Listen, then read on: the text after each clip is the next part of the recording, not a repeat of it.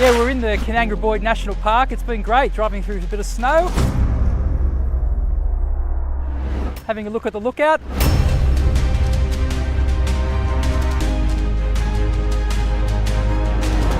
Andy's behaving himself. James is driving too fast. The world's good. We're having a great day.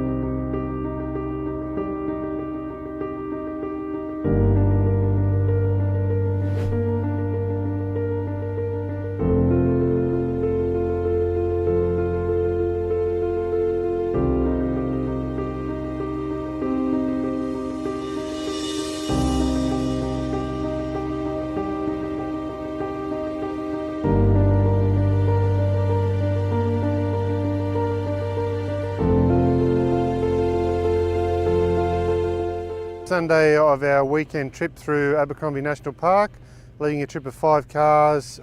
Tonight, or last night we stayed out at the Glen. Looking forward to the rest of today, going through Brass Walls, Fire Trail, through the Sink and the beach camping areas.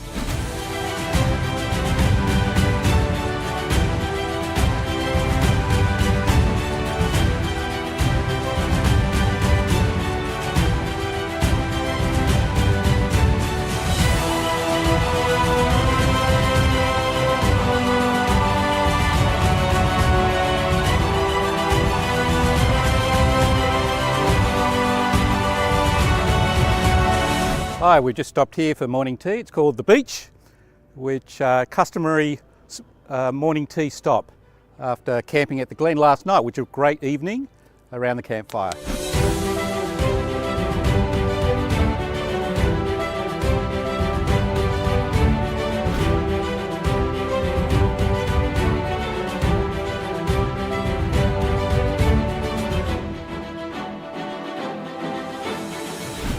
I haven't done Abercrombie before, and I've been out to Lithgow quite a few times, but I was quite happy to do it, especially with snow on the side of the road. Sorry, Andrew. But no, it's been really good with the TLCC members. I had a really enjoyable weekend. I had a fantastic time. It was the very first time for me to go to Abercrombie National Park. 1.5 days out in the Abercrombie National Park, seeing the most beautiful sights, a lot of wildlife, a top-class weekend. Thank you, Andrew. Thank you, everyone. Get onto the tracks. Just do it. It's awesome.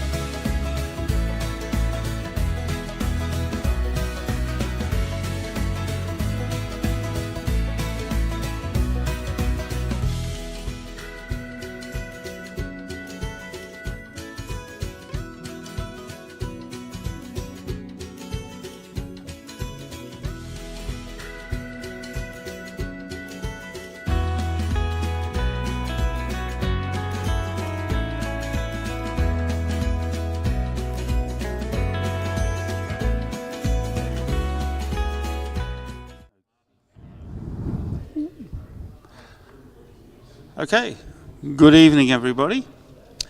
Welcome to the June General Meeting of the Toyota Land Cruiser Club of Australia.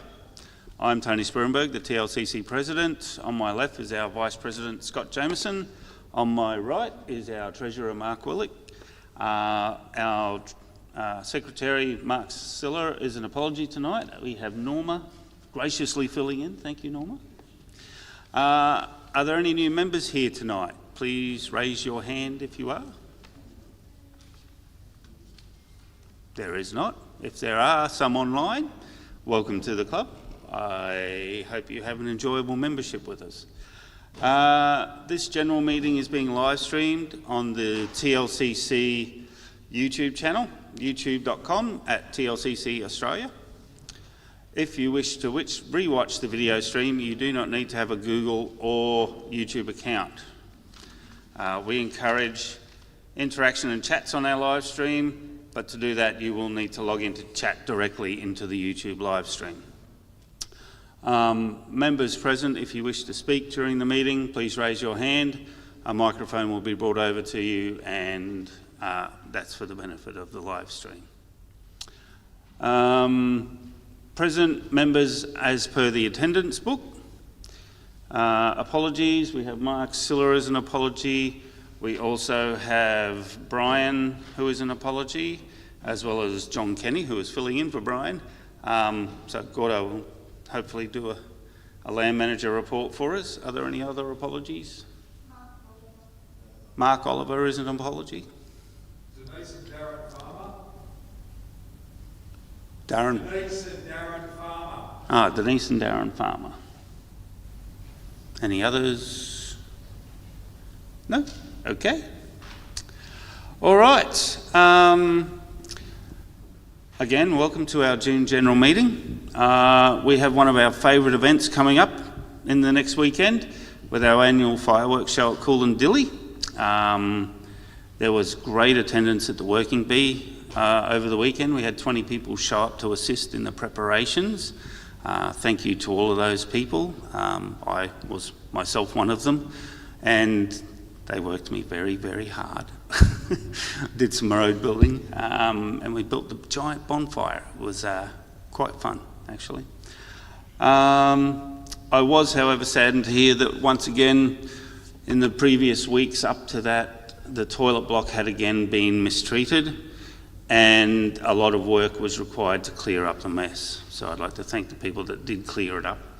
I just have to say, this has happened quite a few times. This behaviour is unacceptable and can't continue. There were also trees that were ring-barked, and there was another tree that was chopped down without permission. Any tree felling must be requested through the land manager. And property bylaws prohibit this type of behaviour, and it can't be allowed to continue. I just wanted to say that it was disappointing to hear. Now, moving on from that, the committee's come to an agreement around the club national gathering. We'll be holding it in 2027, probably in line with our fireworks night in 2027. And the reason we're not doing it in 3 years' time is because it may interfere with our 60th anniversary 2029 preparations. Okay, I still believe it's a fantastic opportunity to showcase our club and what we do as a club. Now, the committee has some ideas on how the event will run, and I'd just like to put a call out to members, both long-term and new, to consider helping with the endeavour. We'll be needing a commitment of volunteers to assist in the planning of the event over the next 2 years. So if you do commit, it's a 2-year commitment. And that'll help us see it through to completion. Now, please reach out to Scott or I or any of the other committee members if you're interested in joining in this endeavour. We have a few names already, I believe. So, yeah, we need a good amount of committee members, or not committee members, but a good amount of members to help us get it all up and running. Okay. Our continuing challenge is to increase participation of members, and tonight the meeting starts a little bit earlier, trying new things. But we still do need to address the social director role. We appreciate everything Debbie does. She does a fantastic job. Yeah, I hope you had a great holiday, Debbie. But she cannot continue in the role. So we do need someone to step up and keep these social activities running. I'd hate to see events start disappearing off the calendar. Debbie has stated she's more than happy to help guide someone into the role, help them land on their feet and keep things running. And yeah, other than that, that's about as much as I have to contribute at the moment. I look forward to seeing you at fireworks on the weekend or at a monthly meeting. Okay, Scott. Good evening. Nothing major for me to give a report on. Easy one for Vice President. I've got Con over the back here from Disc Brakes Australia to come in to have a bit of a chat with us about brake upgrades and multiple different products that they manufacture. If anyone hasn't got tickets in the raffle yet, DBA did also put a rather substantial prize into the raffle if anyone wants to find Leslie quickly before that goes off later on tonight. Con, if you'd like to join us.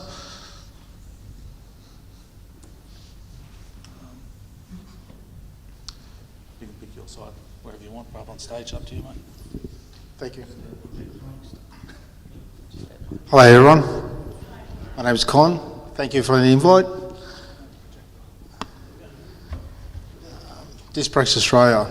So we'll put a Land Cruiser Club, if you don't mind. We'll put your little logo up the top there. Next slide, please. So we don't have a clicker, so I'll have to keep on doing the next slide, please. Just a little video. If we had volume, it would have been nice. Just showing you a little bit how it's.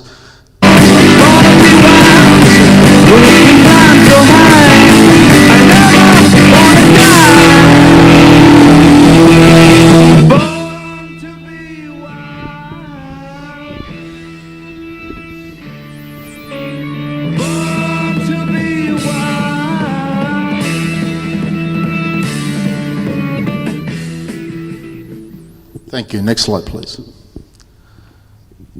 Just a little point forms and all that, but we'll skip that one and I'll just get into nitty-gritty stuff. So it started off with Disc Brakes Australia, first registered name in 1963, been active but commencing manufacturing rotors and brakes. I'll go back one slide, please. Yeah.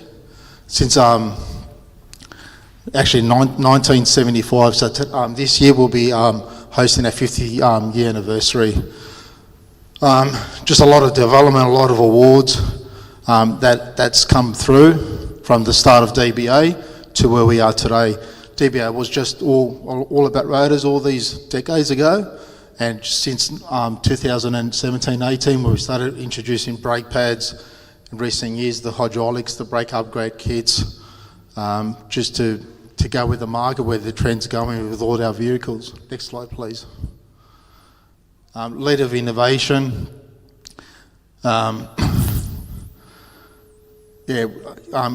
Innovating the kangaroo paw design, which I'll explain in more in detail when everyone comes and sees me over at the table where we've got our pillars. There's all the kangaroo pillars. Best way to explain that is like a radiator. The tighter the fins per inch on a radiator, the air spends more time in there cooling down your cores. No different to a rotor as it ventilates through inside out. Okay, it actually slows down and it cools down your two rotor points. And just a lot of innovation that's happened with DBA over the recent years. Next slide, please. Around the DBA has manufactured out of Australia, and we've gone globally over to New Zealand, Europe, and America. Next slide, please. And this is the great overview that I like to explain to people, where DBA has gone just from rotors to calipers to pads, hydraulics, master cylinders, boosters, drums, shoes, wheel cylinders. Next slide, please. This is the breakdown of our rotors, where we start from the top, which is your street series in your drums and your rotors. Then we go to the 4000 series, which is your high carbon heat treated rotors. And then you got your 5000, which is your two-piece, which is your, it's the 4000 equivalent in the ring with your aluminium hat. Next slide, please. And that, they're just all the different suffixes when what is available from DBA into the market from your end shield to the top. Then you go to your T2, which is your first cut of your slot. And then you get your cross drill, your OEUX, and your hybrid composite, which you don't really see that in a lot of the Toyotas. They're more in the European vehicles. Next slide, please. And that's the same in the 4000. Similar suffixes in developing of what different type of slots and cross drill we offer. Next slide, please. And the same will be in your 5000s. Next slide, please. And our pads. So we start off with the street series, which is the OE replacements. Ceramic, and some of the heavier vehicles, you'll have your semi-metallics in that. In our upgrade from that, which is the SP pad, which is Street Performance, the green pad there, which is it's actually all round. It is a semi-metallic pad. Extreme Performance, the XPs, is your high carbon scorch pad. And that's your breakdown of your street series. Next slide. Our shoes. Next slide. The SP pads. Continue, please. XPs. RPs, that's pure racing. We won't talk about that tonight. Next slide, please. And that's just all this will be found in the little booklet that you'll be able to collect at the back, and also on our website. It just breaks down what materials are in each type of the pad that we offer. Next slide, please. And your temperatures. Next slide, please. And that's explaining a bit of how the rotor is basically manufactured and what all the different pillars and compounds and directional. Next slide, please. Next slide. Okay, now hydraulics. Like I said, your OE replacement calipers that we've got, our hoses, and our master cylinders and wheel cylinders. Next slide, please. Calipers. Continue. Hoses. Masters, wheel cylinders. And we'll just pause there for a sec. That's our brake boosters that's offered for your 79 series Land Cruiser. It is a dual diaphragm booster. I strongly recommend, if you do have problems, if you do have a 79 series, or in the 70 series, and an 80, if you do have problems with pulling up, like with performance of your brake pedal, I always recommend you go there first. Go to a dual diaphragm booster. It is ADR approved, but you will need to get more than likely an engineer certificate just to go with all the regulations. Once you've got that fitted, it'll give you like 35% more braking performance of your pedal feel. Then you can judge how much further you want to go for what type of brake capacity you need. Like, do you just stay to a street series rotor, or do you go to the 4000, which is your high carbon rotors? Next slide, please.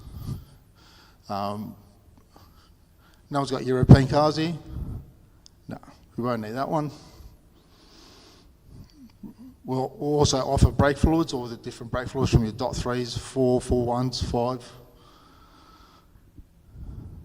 And these are the cream of the crop right now, what's going on in the market. Whoever's doing GVM upgrades, if they've upgraded their vehicle in weight, and also if you're towing a nice rig on the back of it, highly recommended that you do upgrade your calipers with that. All of our caliper kits are ADR approved. Yes, you will need an engineer certificate to go with that as well. Electric power brake conversions for your 70 series, 79 series cruisers, and your 200s. And drum to disc conversions for whoever's got a Land Cruiser. Who's got a Hilux?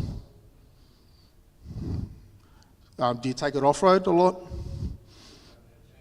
No. So purely if you're taking it off-road, as we all know, drum brakes are great. You adjust them nicely, they're fine. But once you start taking them off-road too much, you get in the mud, everything gets stuck in that, gets caught in that drum, and just flogs everything out. So a disc brake conversion is a great substitute for it. Yes. Two offers, hydraulic, which will be the park brake, or electric park brake as well. Next slide, please. And that's just like an overview that you see on the website, where what vehicle you've got to what we basically recommend what you should be using. Next slide, please. Next one, please. Yeah, just okay. Now, I'm a rep, glorified rep. All right, so I'm on the road all the time. I get a lot of calls from everyone.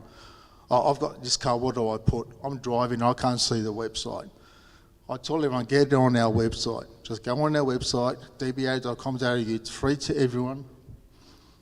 And there is a classic version view, which will picture it a little bit better. Like, they're nice, pretty pictures, but for navigation, you go to the classic view, you put your registration in there, and it'll give you everything that we offer from DBA for your vehicle. It'll all be there, it'll all be broken down, your part numbers will be there. Then you go to whoever you buy your parts from, whether it's a Repco or Burson's, online, and then you quote that part number. Because some vehicles, you might have two different, like 200 series Land Cruiser. You've got 18-inch rims, or you've got 17-inch rims, two different front rotors in diameter, so you've got to get the right rotor. Next slide, please. And that's just part of what you can find on our website. Thank you. That's the overview of Disc Brakes Australia. Any questions, please?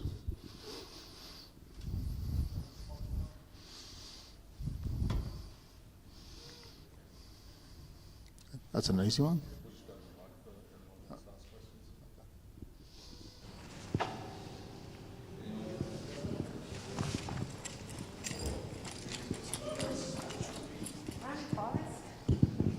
Electric park brake. Yes. Electric park brake for Prado 150 series. Yes, no? Not yet. 79 and 200 right now.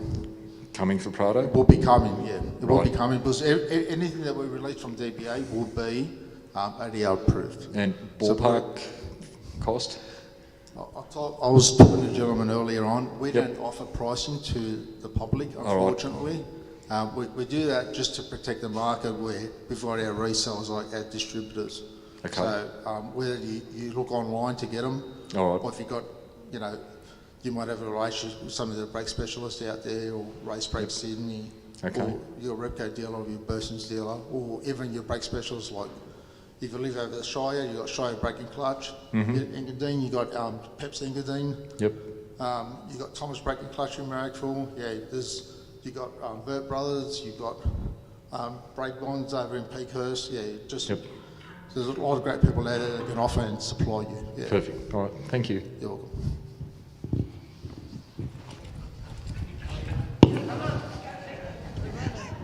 Hi. Unfortunately, I've just replaced the rotors on the front of my 200.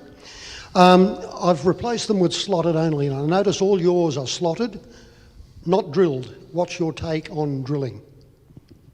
Looks. They look pretty.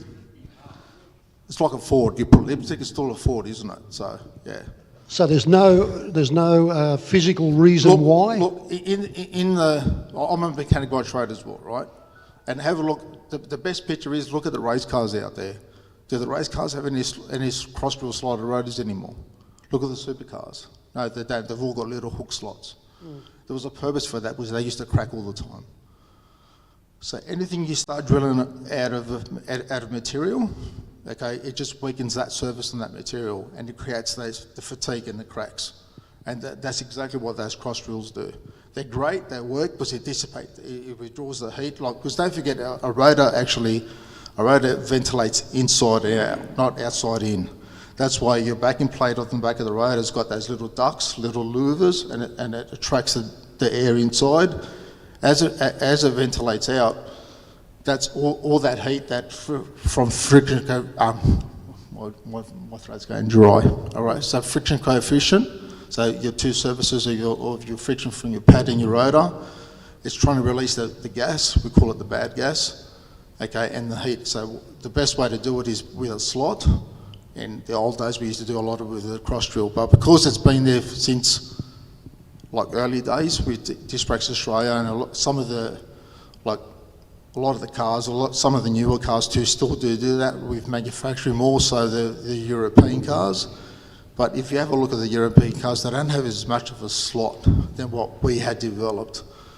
And a lot of people do want them for looks, like they've got a lot of show cars and all that. And that cross drill slot type of rotor looks very pretty, you know, so they put them on there just for show.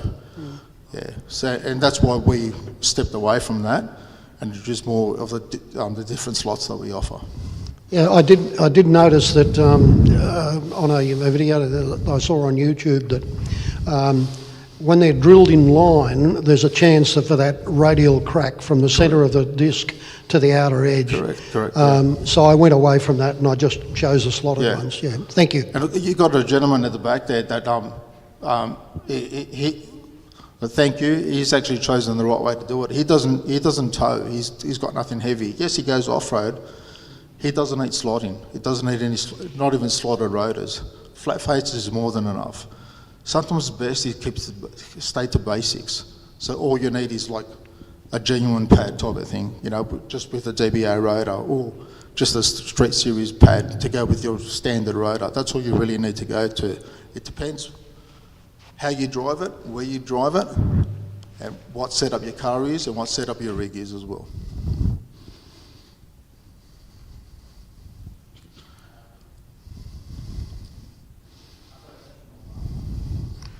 There is a question online from Jeremy. As most members are Toyota owners, what product does DBA recommend as a replacement rotor for, say, a 200 series Land Cruiser or Hilux? And what advantages in choosing a DBA product over genuine? DBA, we'll start with the DBA product over genuine. DBA is the upgrade to a genuine product. And that's going from our formulation of, even from our street series, then to your 4000, which is your high carbon heat treated rotors. That's the advantage that you're going away from a standard factory rotor. Choosing what you need for your 200 would be, like I said before, it all comes down to what have you done to it, how do you drive it. So if you're just going to drive your caravan once a year and you've got a 2-ton caravan, you don't have to go too aggressive in brakes, because the rest of the year you might be just driving to the shops and back. So I'll have to ask you more questions of what are you using it for, what do you need it for, how heavy is your vehicle, is it just standard, do you have a rig behind it?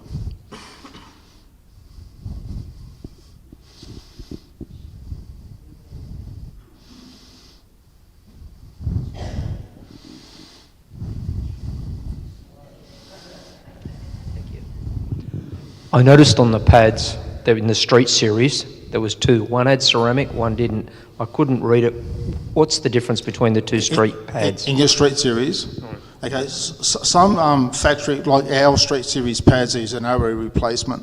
So some factory pads came out as a semi-metallic, and that's a formulation that we carry on as well for that. So some of your Rangers, your Patrols, they all came out with a semi-metallic pad from the factory. So we continue to offer that semi-metallic. More of the street series ones will be like for your Hiluxes. They came out with like a ceramic standard pad from factory. That's why a lot of your Hiluxes you'll get like 70,000, 80,000 with a set of, even 90,000 with a set of genuine pads. Yeah, so that's that. With that street series, that's how we offer it. It's a replacement to that vehicle. Yeah.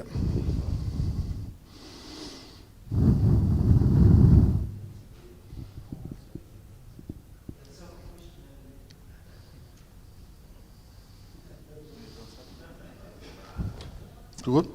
Thank you. Any questions? And please come over. Come and see me at the stand. I'll hang around. And we've got some goodies to give out. We've got some bags. Come and fill up your bags. I don't want to take anything back. So you've got to help me take stuff. But okay, thank you. Thank you very much. Appreciate it.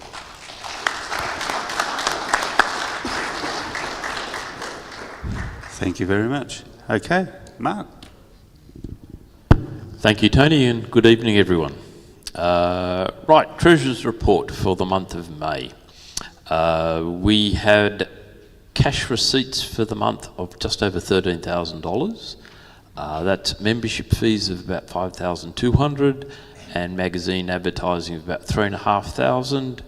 And we also got the members who are starting on the first aid course have started paying in the money towards that course. In May we spent $16,597. The bulk of that was publishing the news, the magazine.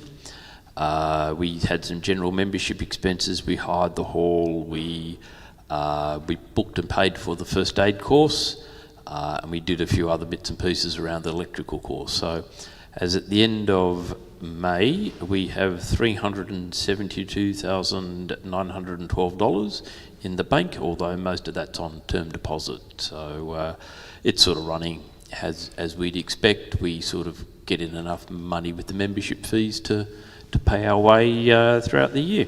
So that's where we're up to. Thank you. Thank you. Okay, we'll move to education. Gary.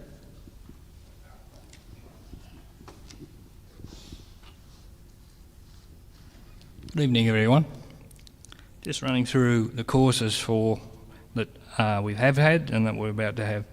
So May basic driver training on the Tuesday the 13th of May. It was held here at the church. Modules 2 and 3 was held at Willaglen on the 17th and 18th of May, and 17 certificates were issued to new members. That means they've passed their driver training and they are then at that stage full members. This was Richard's first weekend as the senior driver training team leader, and went really well. And the weekend flowed very well under Richard's leadership, with lots of new members and smiling faces. So well done, Richard. Sand driving. Unfortunately, the one that was scheduled for the 24th of May had to be cancelled because that was the time when we had all that rain and the beach was closed and there was a bit of flooding everywhere.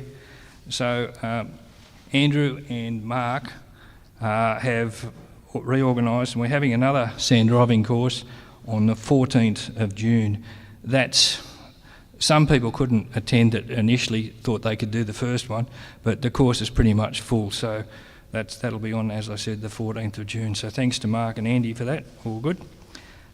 Basic driver training for June, Module 1 will be here on the 10th of June, Modules 2 and 3 at Willaglen on the 14th and 15th. And at the time I wrote this report, there was 17. I don't know if there's more now, Richard, you might be full, I don't know. Now, the first aid course.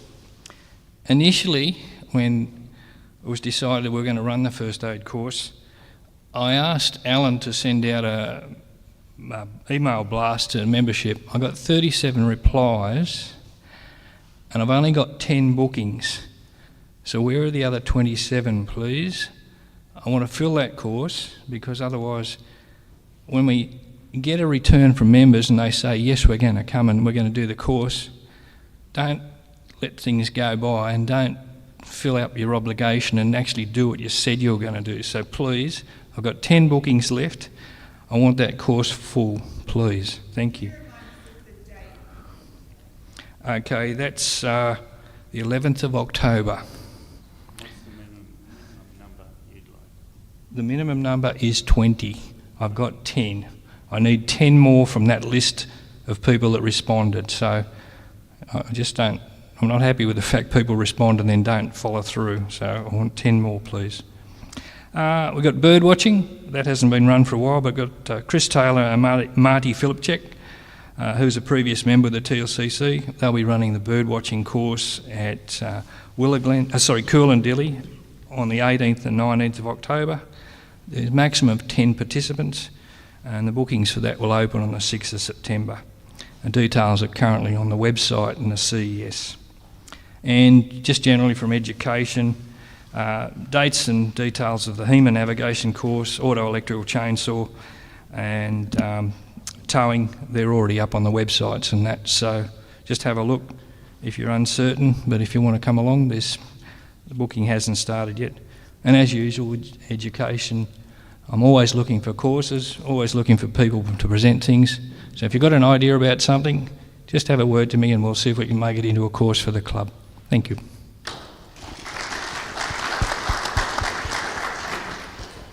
Okay, let's go to promotions. Andy.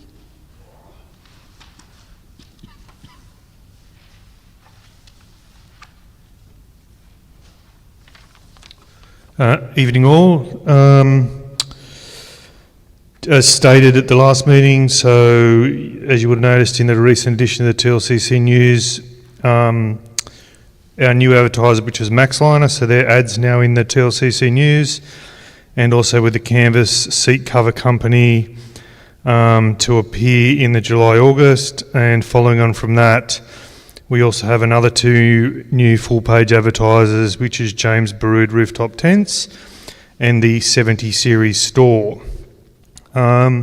together with a business card size advert from a company referred by Elkie to me called Off Track Wine. So quite a few people are keen on supporting the club, which is nice. And I'm also talking to a number of others at the moment, considering also that we've lost a couple of our long-term advertisers for various reasons, which is quite disappointing.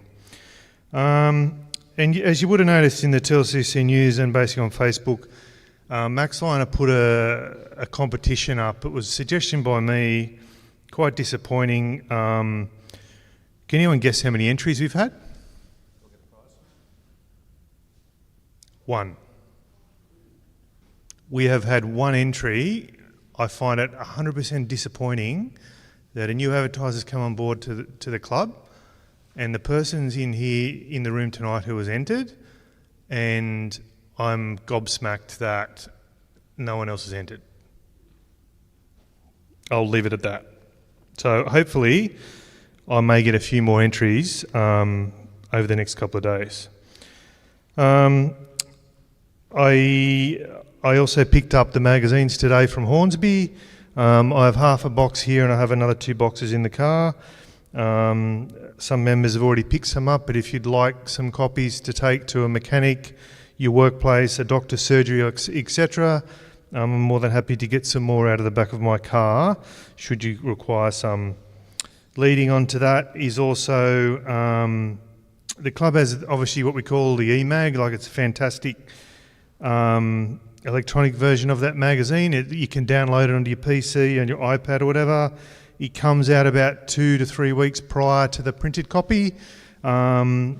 If you don't read the printed copy, just feel free to email myself or even Alan, and we will take you off the list. At some point you also want a hard copy of the magazine, just drop me a message and I can bring one to you, or we can reinstate you onto that list. TLCC General Meeting in November is confirmed, is at ARB Thornley, and it's on Monday the 3rd at their workshop. There's an initial speaker there, is Red Arc. Obviously we need a speaker there which is actually aligned with ARB's products, and Nick at ARB is also helping us with a second one.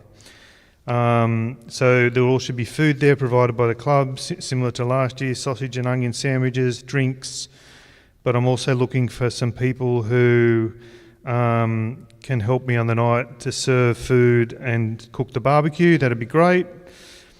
Other confirmation we've had is Sydney 4x4 show from the 12th to 14th of September at Eastern Creek Dragway.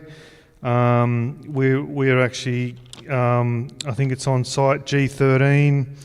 I have at the moment myself, Lisa, Dennis Northcott, Scott Jemison, Elkie, Dave Mikoff and Tony. So if anyone else in this room can give us 4 hours on any of those days to promote the club, to be there to talk to members, that it would be great. I also received this from a member as well, which I also posted on the closed group. So Terry Vincent, he's running a trip to the Canning. It's obviously not advertised through Peter's official channels through the club. They're leaving Willoona on the 10th of July for 3 weeks. He asked me, because he couldn't make it tonight, if I could mention it. So if you're keen to go on the Canning and you don't want to go on your own, there's 2 cars initially, but he's looking for other members to go. Just send me an email and I'm more than happy to pass his details on. And as I always say, if you can assist me with my role this year, especially at the shows or at some of the events, please reach out. I'm more than happy to have your help. Cheers. Thank you. Debbie, do you want to? For our social.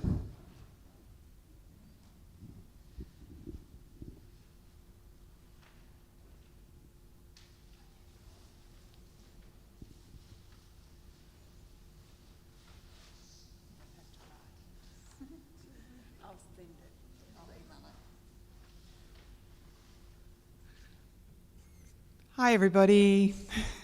Hi.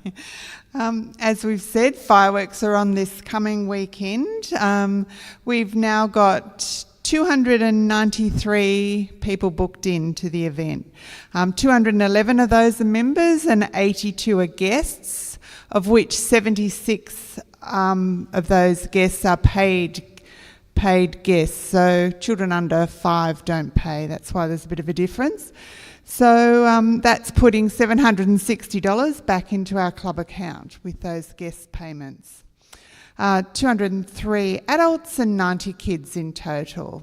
I just wanted to check that, is there anybody here that has tried to make a booking and hasn't received an email confirmation? No. Okay. All right, you probably saw an email I put out. We have been having a few little problems with that, just with the small number of people trying to book, but we'll get that sorted. So my call has gone out for volunteers with the usual jobs of food prep, cooking, serving and cleaning up. As you can imagine, it takes many hands to prepare, cook and serve clean up for nearly 300 people. I've had some people already nominate what they would like to do, and that's great, but we need plenty of hands. So for anybody volunteering on the day, you can put your name down on the roster, which will be on the wall outside the kitchen in the shed. It's looking to be a great event, and we're looking forward to seeing many members present. I do want to just also say a huge thank you to the 20 or so members that attended that last working bee at Coolandelli. I think you guys are legends, and I hear the property's looking wonderful. The bonfire, as we said, is ready to go. So we will make sure that we leave the property in as good a shape as we found it in. The other thing I want to talk about was the adult Christmas party. I sent out an email blast to all members recently seeking assistance with the adult Christmas party. Guess what? I'm still looking. The venue and food are organised. We just need some enthusiastic members to put their heads together and work out some entertainment for the night. Advertise the event to our membership, liaise with Revesby Workers Club, read the final menu and handle the bookings. If you want to make a contribution to the club, if you want to see the adult Christmas party go ahead, then this is a great opportunity for you to get involved. Please come and speak to me or any of the members of the committee if you'd like to be involved. Thank you. Thank you, Debbie. Okay, Brian is away. Gordo, do you want to have a quick word? Or I'll have the land report.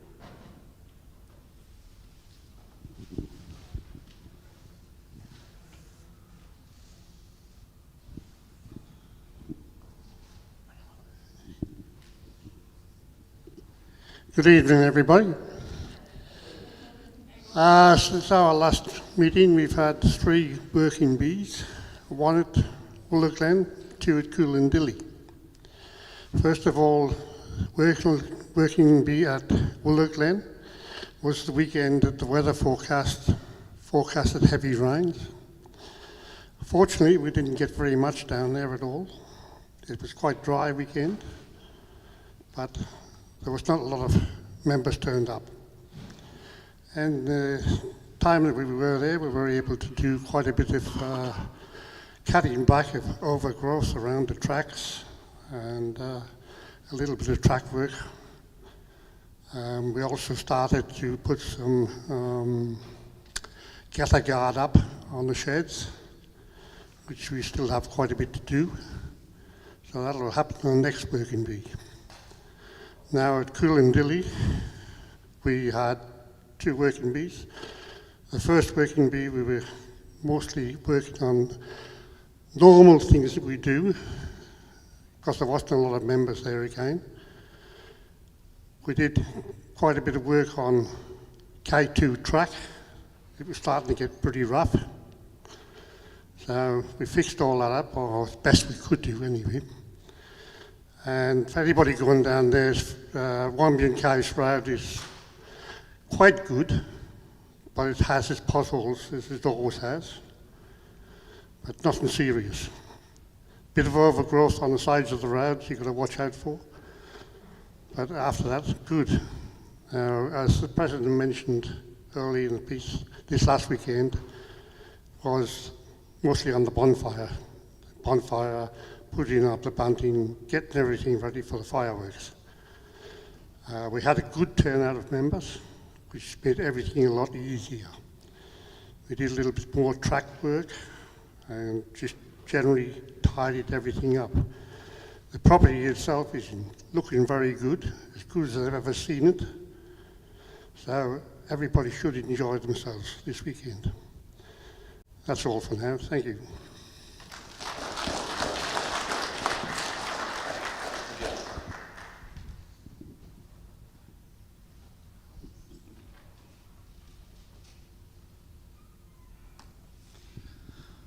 Okay, membership, Alan.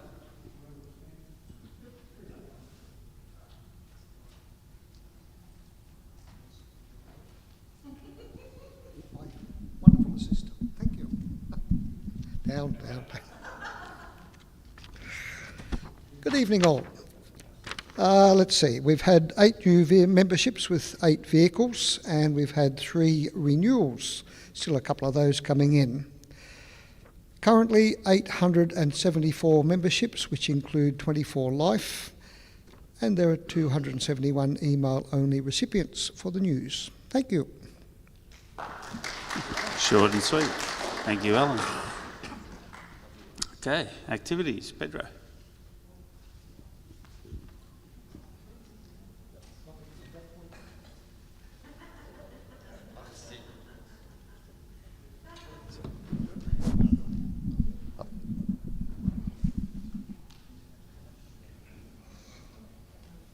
Every month I try a new way of doing this. This will probably fail too, but anyway, here we go. Last month, 2 trips ran and 2 were cancelled due to the weather, unfortunately. But the ones that were run, Hughes Peterswolds Hill End Luxury trip, apparently was very well attended, and they had, by all reports, a good time.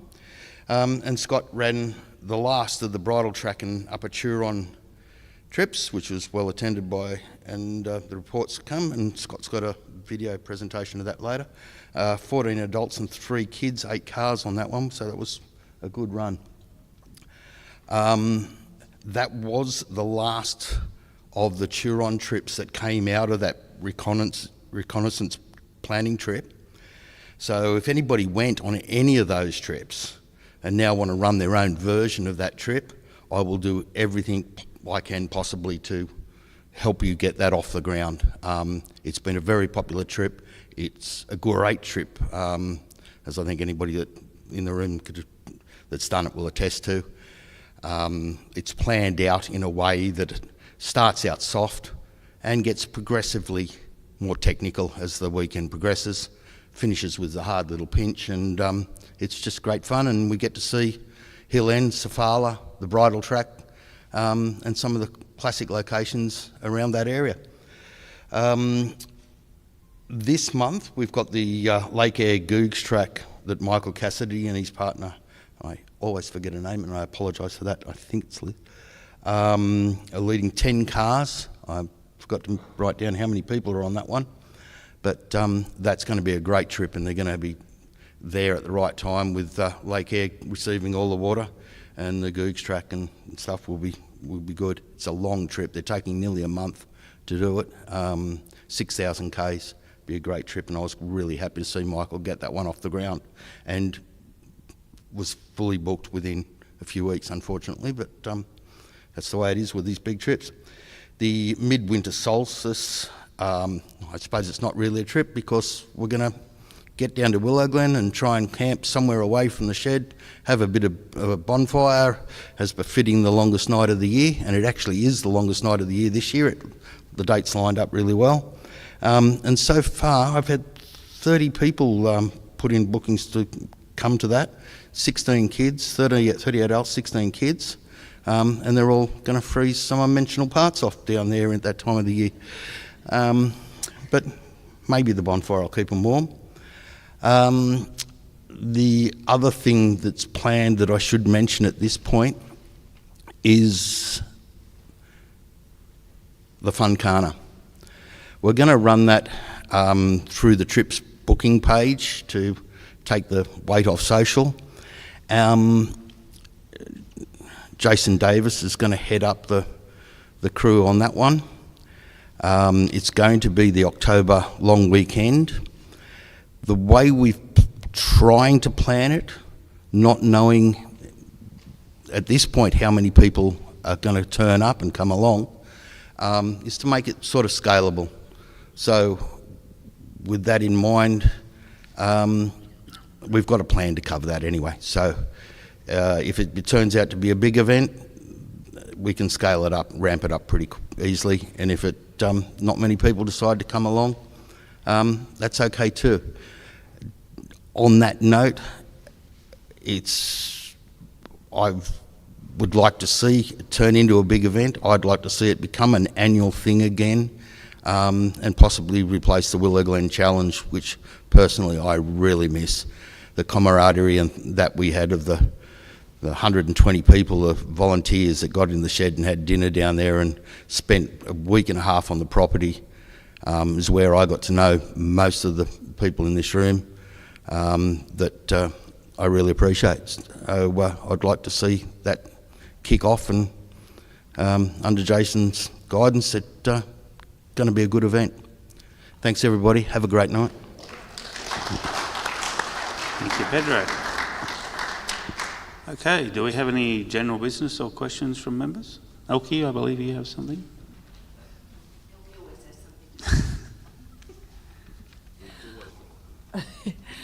Good evening, everyone. Just a couple of things, just segueing from the clothing shop. I'm just going to add something to what Debbie said about the working bee down at Coolantilly prior to the fireworks. Most of you are aware that Gordon and John Kenny have taken on looking after land while Brian is still overseas. Well, John has taken that role on very seriously, and he is staying down at Coolantilly all by himself all week to make sure that nobody goes in there and burns down the bonfire like they did a couple of years ago. So I think that's worth a mention. Now, for once, I'm not selling anything, but I also need to say that most the club members are not aware that the club doesn't really make any money from the clothing or anything else that we sell in the clothing shop. It is a service to the members. It is as close to the wholesale cost as we can make it. So we're not making a profit out of it, so it's a benefit to you so that you can buy good quality clothing with the club logo on it and promote the club whenever you're wearing it. Last but not least, I'm trying something new. Probably like the rest of you, I've got a camping cupboard, and when I go digging around in it, I find things that I bought at a four-wheel drive show, and I thought, now what on earth did I buy that for? Have I ever used it? So there's a table, I'm going to try a table out the back there, which is going to be a drop and or swap. So the idea is that you bring something along, no prices, just dump it. But if it's still there when you go home, please take it away, because I'm going to give it to charity. No exceptions. If it's still there, I have a channel through my local area, then I'll give whatever is left there to charity. So it will go to a good home, but I don't want to put even more stuff in my car, because I had to persuade him to start this, because he's, I've got that car full now already. So, try and support it, and maybe you can pick something up for nothing or get rid of something that you've got in your cupboard. Thank you. You've had years to practice that voice, haven't you, Elkie? You've had years to practice that voice. You got it perfect. Okay. Yep.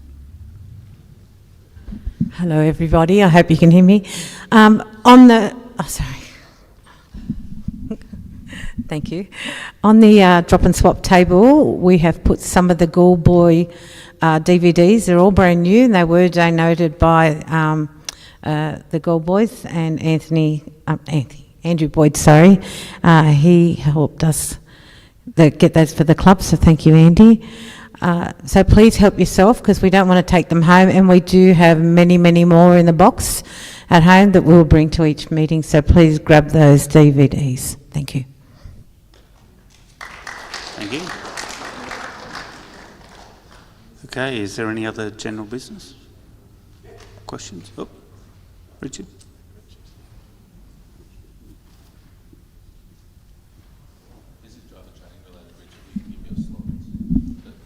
I don't have a slot, so I go into general. I'm not going to take 6 minutes, maybe 5 this time. I just wanted to read something. I had my first driver training weekend, which was awesome. The driver trainers are awesome. The trainees were absolutely amazing. We had a tag-along who was awesome. Thank you, Stephen, I know he's watching, for coming along. But one of the newer members, a younger guy, he was in his early 40s, he wrote this amazing piece about the driver training weekend. And I thought I'd share it here. It's going to go in the magazine as well. So here goes. An awesome four-wheel drive training experience at TLCC. My discovery of the Toyota Land Cruiser Club, TLCC, despite not being a Toyota owner, was quite accidental. As a newcomer to the world of off-roading, I was eager to build my skills and confidence behind the wheel. After purchasing a new Ford Everest Tremor, I completed a full-day accredited four-wheel drive course. This is interesting. He did an accredited four-wheel drive course and began researching clubs that would offer real-world experience alongside skilled members. That's when I stumbled upon TLCC through a Reddit post on one weekend. At first glance, I assumed the club was strictly for Toyota owners and almost dismissed it. Thankfully, I read further. To my surprise, the thread mentioned that TLCC welcomes all makes of four-wheel drives.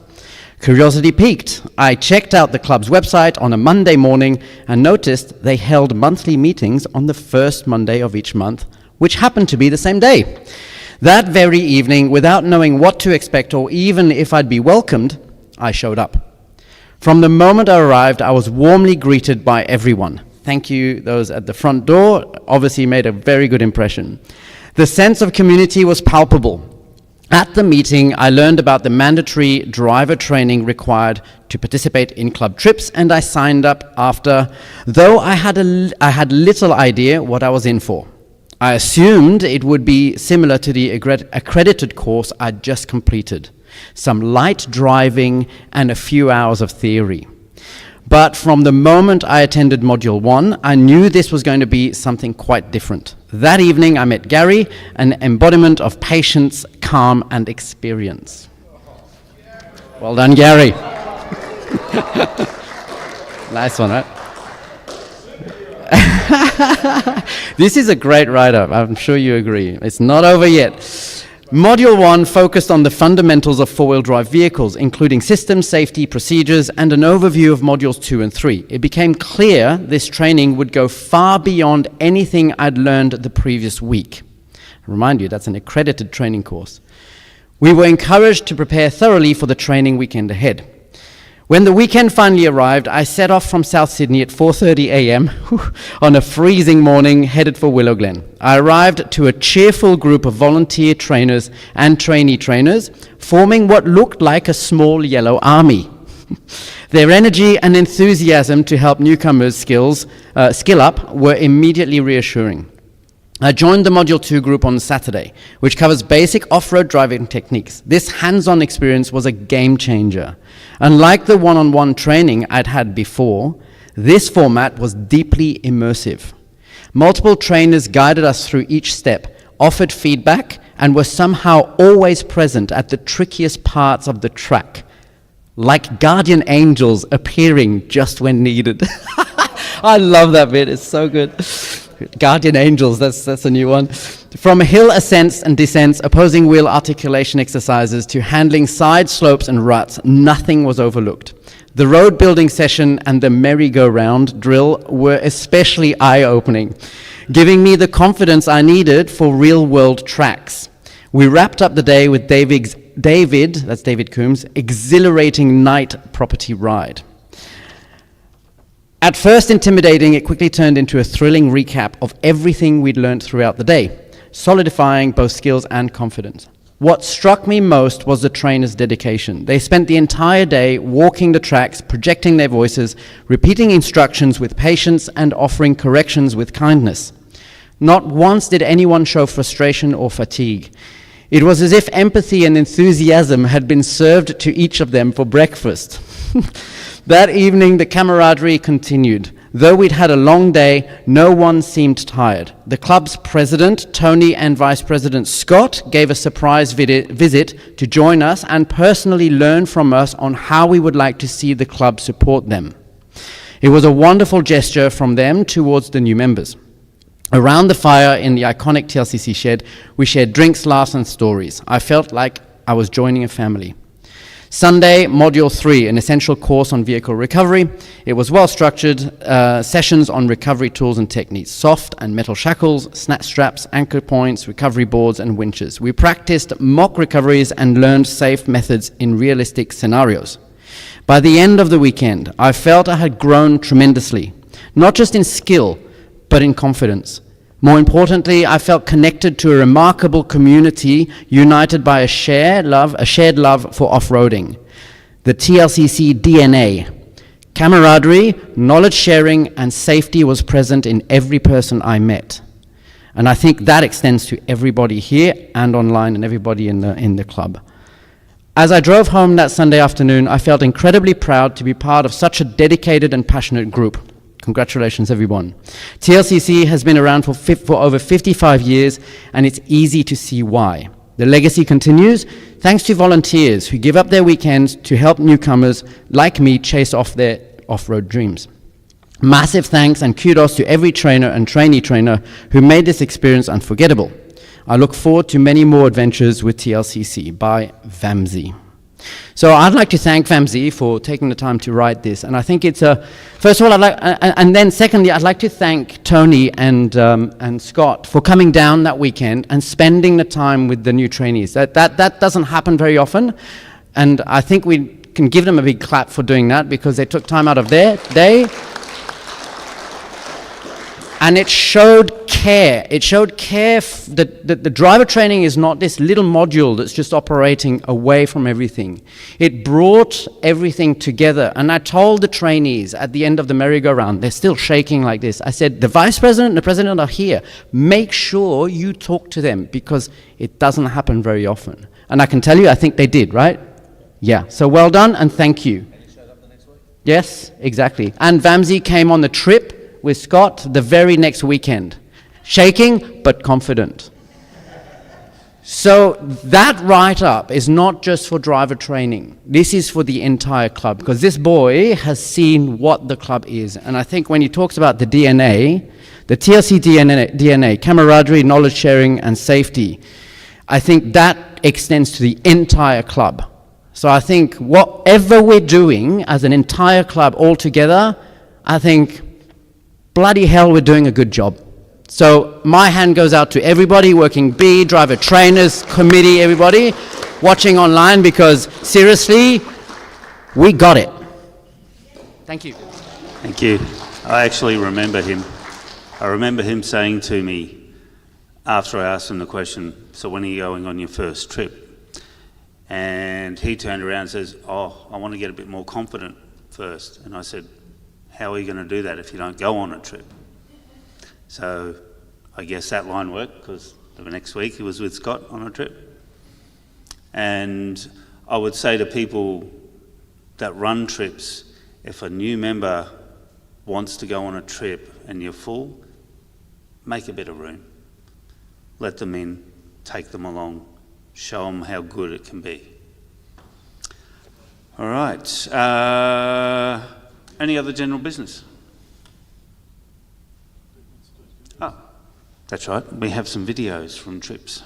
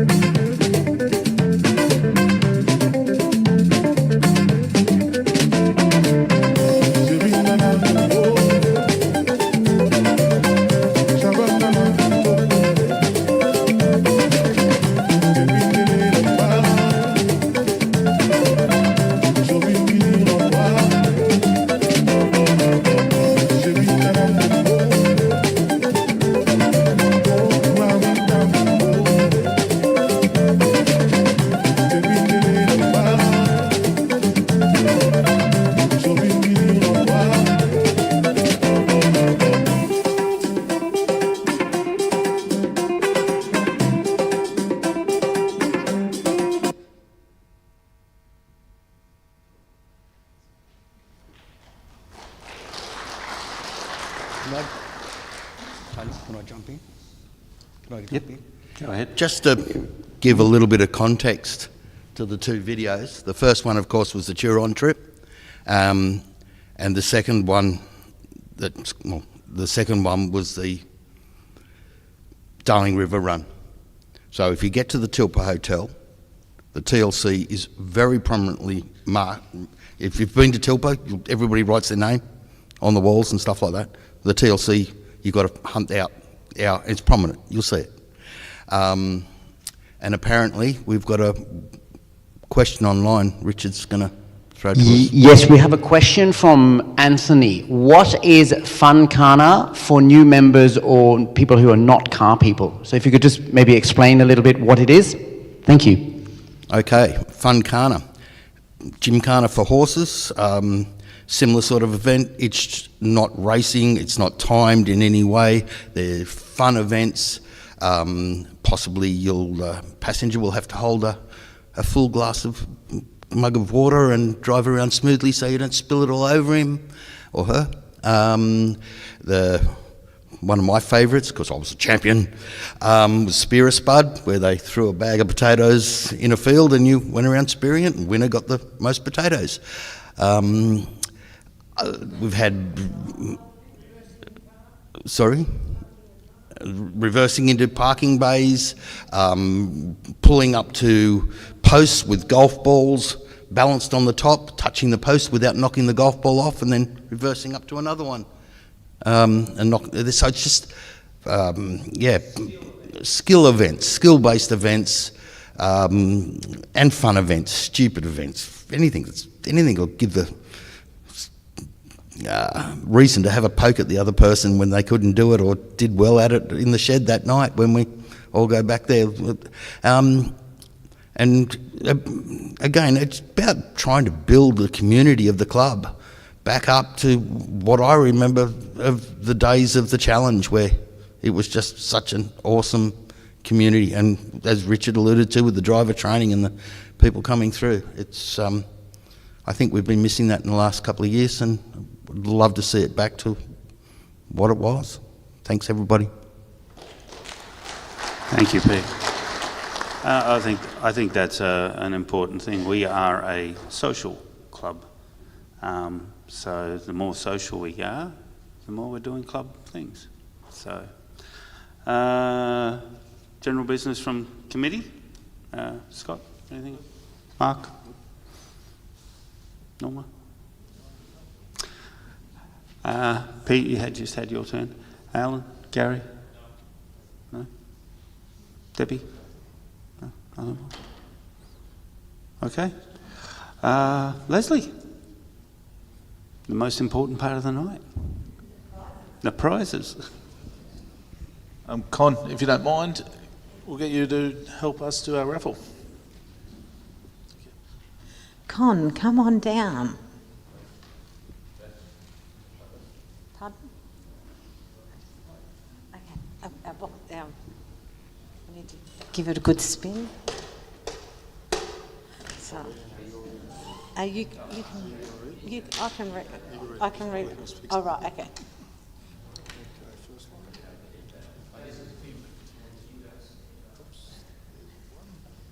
Okay, so it's black A85. A85. Did you? I know what he's going for. And you know what? Our brakes are squeaking really bad, and I've been at him for a month to go and get a quote. Oh, wonderful. Thank you, Con. Thank you, DBA Australia. You've got to take a selfie of yourself. Okay, another black one, A75.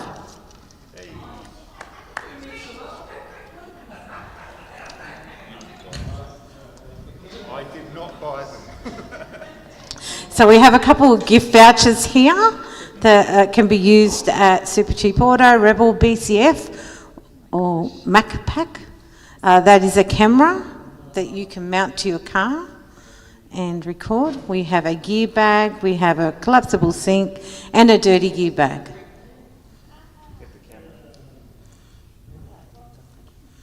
Oh, Tony, you're going to be taking some videos.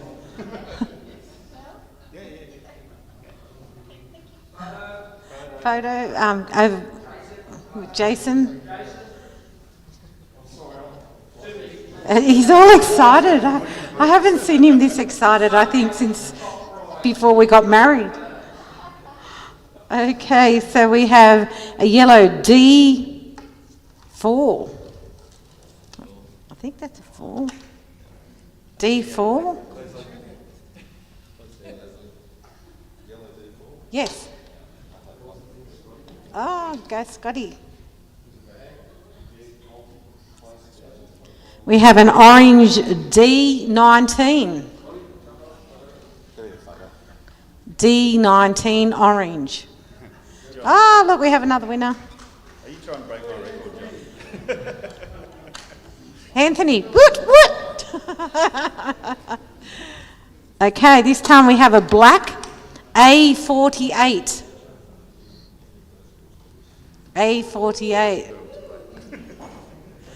Oh, was it you, Pete? Oh, lucky day. Thank you. We have a yellow ticket D38. D38 yellow. Oh, look, that's our lucky fella. We have T-shirts as well, kindly donated as well by DBA Australia. You take what you want, darling. Okay, you're going to do the washing up now.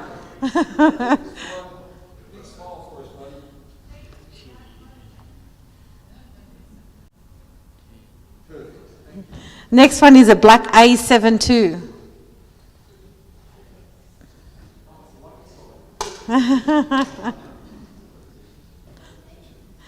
Choose the size that you want, sweetheart. Do these T-shirts run true to size? Con? Do the T-shirts run true to size? Probably get 1 or 2 over. Okay. The next one is A87. A87. Was it you again? Bad, Jason. You can get a T-shirt. He's going to be a walking advert for DBA Australia. The next one is black A27.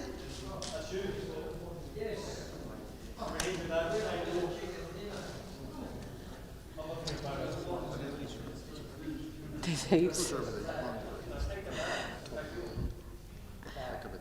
A29 black. Thank you. A29 black. I'll take the glasses off. That'd be fun. Sorry, mate. Reshoot? No, glasses. Thank you.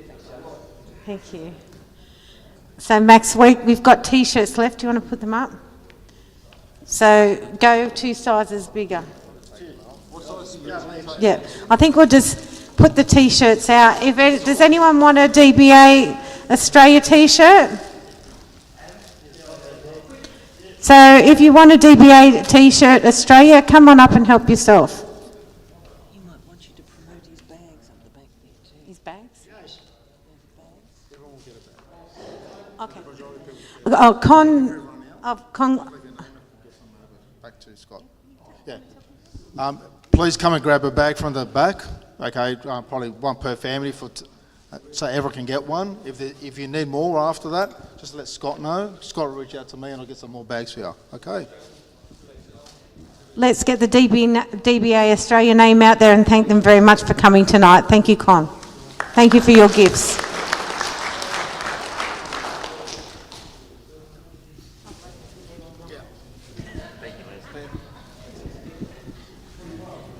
Okay.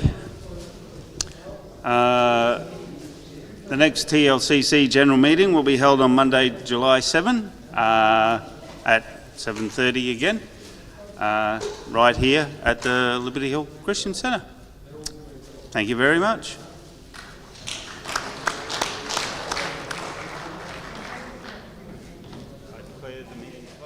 At